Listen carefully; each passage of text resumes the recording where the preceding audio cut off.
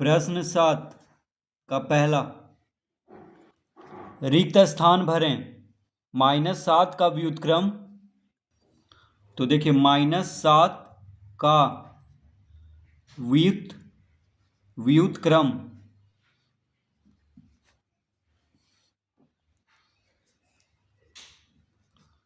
तो रिक्त स्थान को भरना है, तो -7 का व्युत्क्रम क्या हो जाएगा? 1/-7। तो देखिए व्युत्क्रम का मतलब हो गया कि जैसे यहाँ पे -7 क्या है, यहाँ पे अंश में है, हर में 1 है। -7 को हम क्या कर सकते हैं?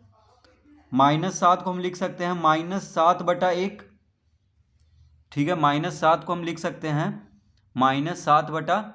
बटा में कुछ नहीं है तो 1 है। अब इसका व्युत्क्रम, तो -7/1 का व्युत्क्रम क्या हो जाएगा? 1 हर में है तो 1 अंश में आ जाएगा, और -7 यहाँ पे अंश में है तो -7 हर में हो जाएगा, यानी 1/-7 हो जाएगा -7 का व्युत्क्रम। तो देखिए -7 को हम लिख सकते हैं -7/1, क्योंकि हर में कुछ नहीं है तो 1 है। तो हर में 1 है तो 1 को अंश में लिख देंगे, और -7 अंश में है तो उसको हर में लिख देंगे। तो -7 का व्युत्क्रम हो गया 1/-7। दूसरा, परिमेय संख्याएं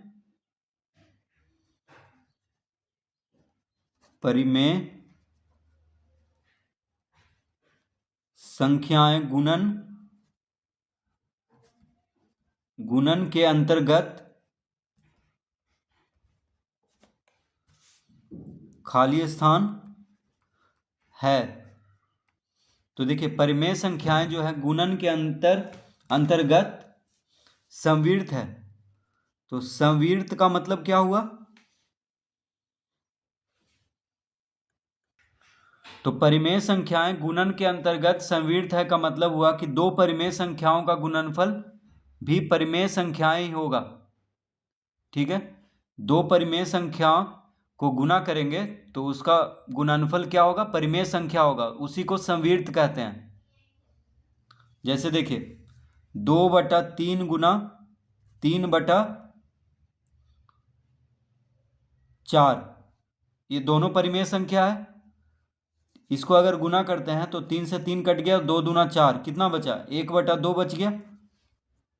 ठीक है, तो 1/2 क्या है? परिमेय संख्या है, यानी दो परिमेय संख्याओं का गुणनफल भी परिमेय संख्याएं ही होता है, तो उसी को संविर्त कहते हैं। यानी परिमेय संख्याएं गुणन के अंतर्गत संविर्त है का मतलब हो गया कि दो परिमेय संख्याओं का गुणनफल परिमेय संख्याएं ही होता है।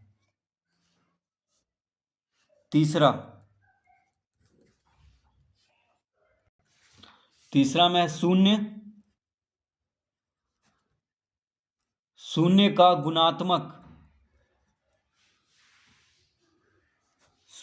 गुणात्मक प्रतिलोम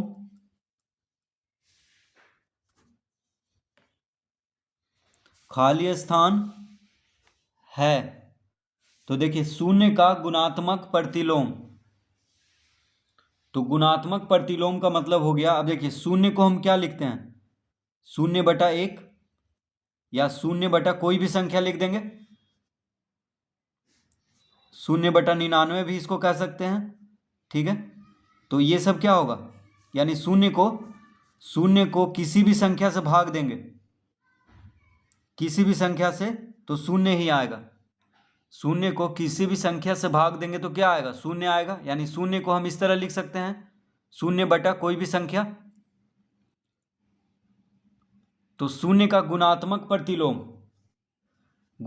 प्रतिलोम का मतलब हो गया, जैसे शून्य को किसी भी संख्या से भाग देंगे तो शून्य आएगा, लेकिन किसी भी संख्या को अगर शून्य से भाग देंगे तो उसका कोई अर्थ नहीं है।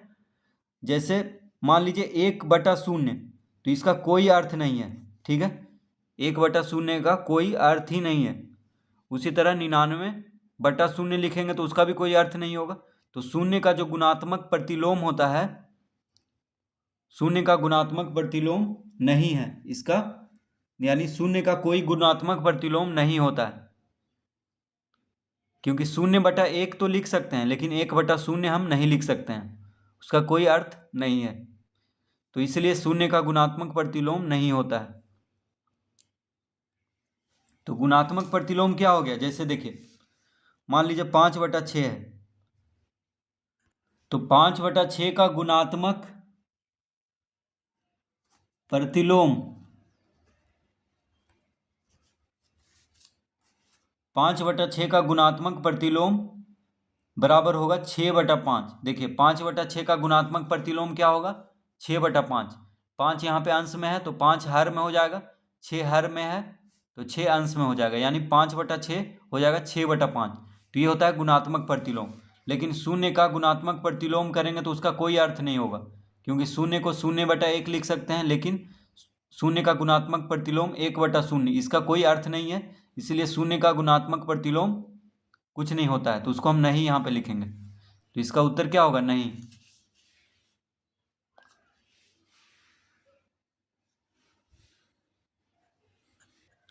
चौथा,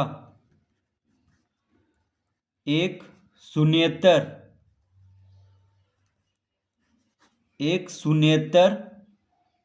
परिमेय संख्या का व्युत्क्रम, एक शून्येतर परिमेय संख्या का व्युत्क्रम एक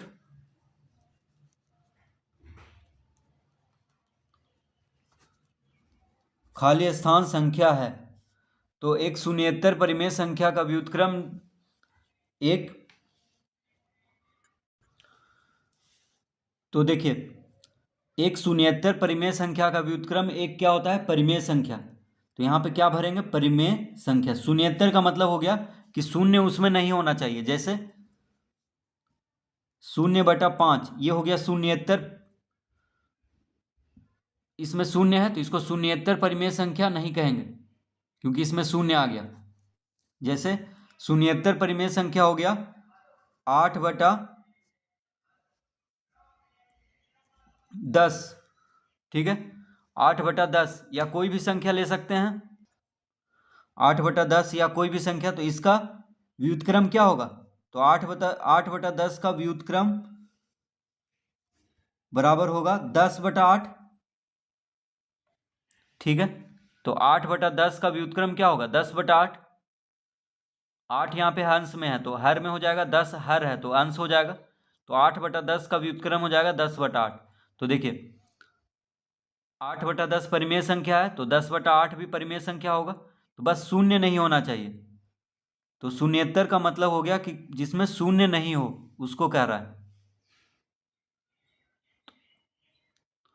तो एक शून्येतर परिमेय संख्या का व्युत्क्रम एक परिमेय संख्या होता है। तो यहाँ पे क्या भरेंगे, परिमेय संख्या।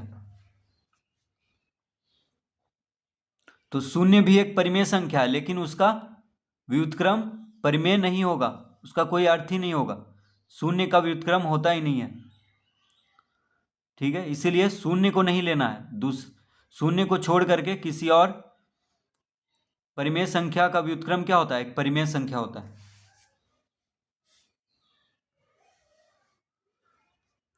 पांचवा, खाली स्थान का व्युत्क्रम नहीं है। तो देखिए किसका व्युत्क्रम नहीं होता है, शून्य का।